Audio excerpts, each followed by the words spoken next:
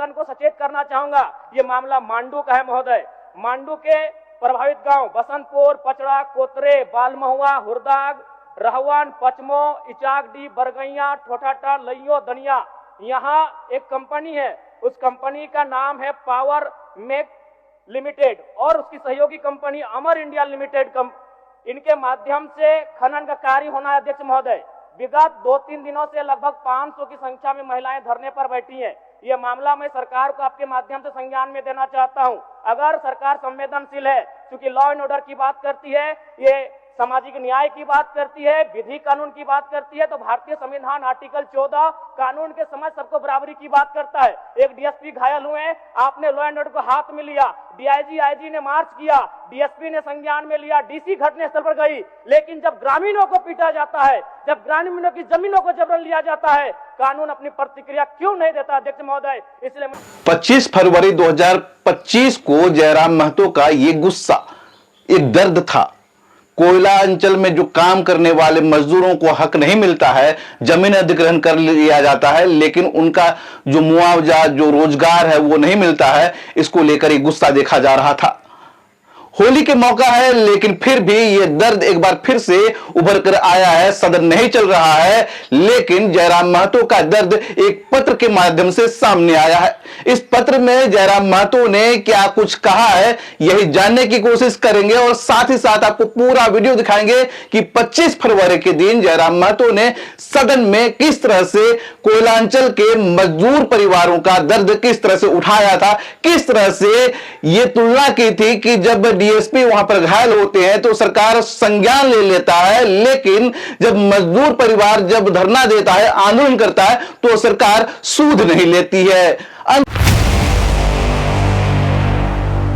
बड़कागांव के बसंतपुर कोरेटो में पिछले 20 दिनों से ग्रामीण महिलाएं जमीन अधिग्रहण, पुनर्वास और मुआवजे की मांग को लेकर धरने पर बैठी है। इस बीच 13 मार्च को पुलिस और महिलाओं के बीच में तनावपूर्ण स्थिति बन गई, जिसे लेकर डुमरी विधायक जयराम महतो ने मुख्यमंत्री हेमंत सोरेन को पत्र लिखा है। विधायक जयराम महतो ने अपने पत्र में केबीपी माइनिंग प्राइवेट लिमिटेड पर आरोप लगाया है कि कंपनी ने बिना नियोजन और मुआवजा प्रक्रिया पूरी किए बलपूर्वक उत्खनन कार्य शुरू कर दिया, जिसे ग्रामीणों में आक्रोश है। उन्होंने अपने पत्र में बताया है कि 20 दिन बीत जाने के बाद भी उनकी मांगे नहीं मानी गई हैं। जयराम महतो ने चिंता जताई है कि अब स्थिति और भी गंभीर हो गई है, क्योंकि 13 मार्च को महिलाओं और पुलिस बल के बीच में तनाव बढ़ गया था। उन्होंने कहा है कि झारखंड में पूर्व में भी कई बार ऐसे आंदोलन को पुलिस बल दबाने की कोशिश की गई, जिससे अप्रिय घटनाएं हुई हैं। उन्होंने सवाल उठाया कि आखिर कब तक कंपनियां ग्रामीणों की जमीन का अधिग्रहण विकास के नाम पर करेंगी और लोगों को पुनर्वास और मुआवजा नहीं मिलेगा। विधायक जयराम महतो ने मुख्यमंत्री हेमंत सोरेन से अपील की है कि इस मामले में एक जांच कमेटी टीम गठित कर निष्पक्ष जांच कराई जाए। साथ ही प्रशासन को निर्देश दिए जाएं कि जब तक महिलाओं की मांगों का समाधान नहीं होता है, तब तक धरना स्थल पर किसी भी प्रकार की पुलिस कार्रवाई न हो। उन्होंने चेतावनी दी है कि जल्द ही समाधान नहीं निकला तो आंदोलन और उग्र हो सकता है।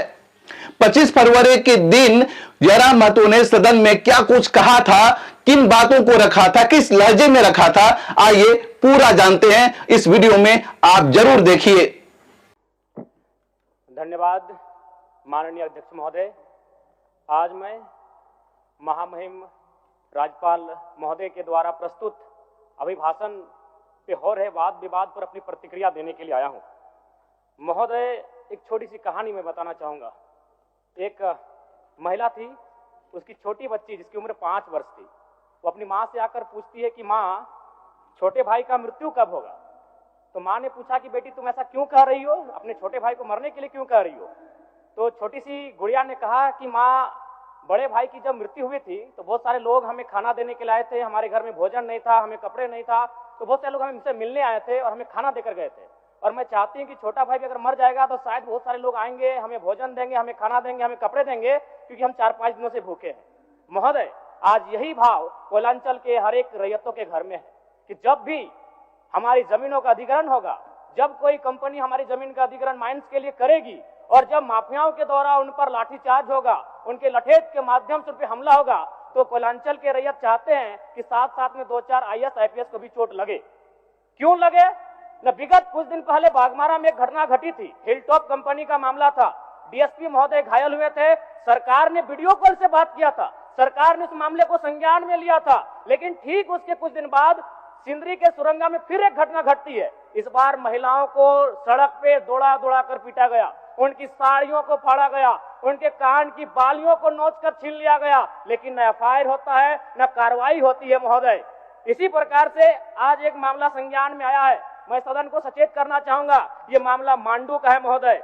मांडू के प्रभावित गांव बसंतपुर, पचड़ा, कोतरे, बालमहुआ, हुरदाग, रहवान, पचमो, इचाकडी, बरगैया, ठोठाटा, लइयो, दनिया, यहाँ एक कंपनी है, उस कंपनी का नाम है पावर मेक लिमिटेड और उसकी सहयोगी कंपनी अमर इंडिया लिमिटेड। इनके माध्यम से खनन का कार्य होना है अध्यक्ष महोदय। विगत 2-3 दिनों से लगभग 500 की संख्या में महिलाएं धरने पर बैठी हैं। ये मामला मैं सरकार को आपके माध्यम से संज्ञान में देना चाहता हूं।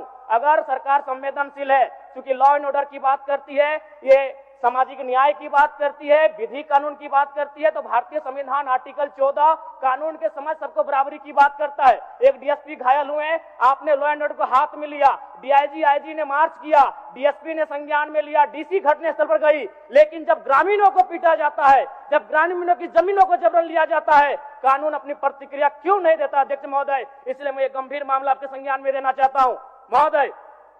भारतीय संविधान आर्टिकल 301 कहता है, क्योंकि इससे पहले जो जमीन का मामला था वो हमारा मौलिक अधिकार था, लेकिन संशोधन करते हुए 300A में डाला गया है। वर्तमान वो हमारा मौलिक अधिकार न होकर संवैधानिक अधिकार है अध्यक्ष महोदय। और वो क्लाउज कहता है कि जिसके पास भूमि नहीं है सरकार उसे भूमि आवंटित करेगी, लेकिन यहाँ दुर्भाग्य इस राज्य का कि जिनकी भूमि है सदियों से, हजारों वर्षों से वो भूमि पर वो जोत तोड़ करते हैं, और आज लगता है कि ब्रिटानिया हुकूमत बरकरार है, ईस्ट इंडिया कंपनी का शासन इस राज्य में बरकरार है। आज इसी प्रशासन के जोर पर आज उनकी जमीनों का जबरन अधिग्रहण किया जाता है। मांडू का मामला को संज्ञान में लीजिए, सुरंगा का मामला संज्ञान में लीजिए, भौरा का मामला संज्ञान में लीजिए अध्यक्ष महोदय, क्योंकि रोज रोज आपके डीएसपी घायल होने का इंतजार मत कीजिए।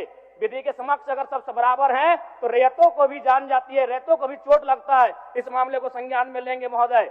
महोदय मैं आगे कहना चाहूंगा, अभी वरिष्ठ नेता ने कहा लॉ एंड ऑर्डर, मैं मानता हूं कि लॉ एंड ऑर्डर आपका है, लेकिन कहां अध्यक्ष महोदय? गांवों में, खेतों में, खलिहानों में, बालू और कोयला के खदानों में, माफियाओं की जेब में आपका लॉ एंड ऑर्डर है महोदय। मैं पढ़ के बताना चाहूंगा, ओबी डंपिंग को लेकर भिड़ंत, फायरिंग, बमबाजी, रेती जमीन पर ओबी डंप किए जाने को लेकर पहले भी हो चुका है संघर्ष, चले थे गोली बम, मामला जीनागोड़ा का। देव प्रभा आउटसोर्सिंग के समर्थकों व ग्रामीणों में झड़प, पत्थरबाजी व फायरिंग, तीसरा थानेदार का हाथ टूटा। अचानक बमबाजी व फायरिंग से मची भगदड़, पुलिस की मौजूदगी में एक दूसरे पर पत्थर बरसाते लोग। मैंने कहा लॉ एंड ऑर्डर है अध्यक्ष महोदय, कहां? गांवों में, खेतों में, खलिहानों में, कोयला के खदानों में, माफियाओं की जेब में अध्यक्ष महोदय। मामले को गंभीरता पूर्वक संज्ञान में लीजिए अध्यक्ष महोदय। फिलहाल मांडू के मैंने जिन गांवों का नाम जिक्र किया है, अभी भी 500 महिलाएं धरने पर बैठी अध्यक्ष महोदय। अगर सरकार इस मामले को गंभीरता पूर्वक नहीं लेती अध्यक्ष महोदय, तो बागमारा और झरिया जैसी घटनाएं मांडू में घटित होने में देर नहीं लगी अध्यक्ष महोदय। इसलिए मैं चाहता हूं कि इस मामले को आप संज्ञान में ले। दूसरी बात अध्यक्ष महोदय, मैं आपके माध्यम से एक अत्यंत गंभीर मामला संज्ञान में देना चाहता हूं। धनबाद जिला तोपचाची प्रखंड अंतर्गत पिपराडी गांव, आजादी के 78 साल बाद भी उस गांव की सड़क मुख्य सड़क से जुड़ नहीं पाई है। उनका मामला आता है अभयारण्य भूमि, सेंचुरी का भूमि का मामला संज्ञान में आता है। अध्यक्ष महोदय, मैं सदन के माध्यम से सरकार से पूछना चाहता हूं कि पारासनाथ पहाड़ में सड़क बन सकता है तो पिपराडी गांव में क्यों नहीं बन सकता है अध्यक्ष महोदय?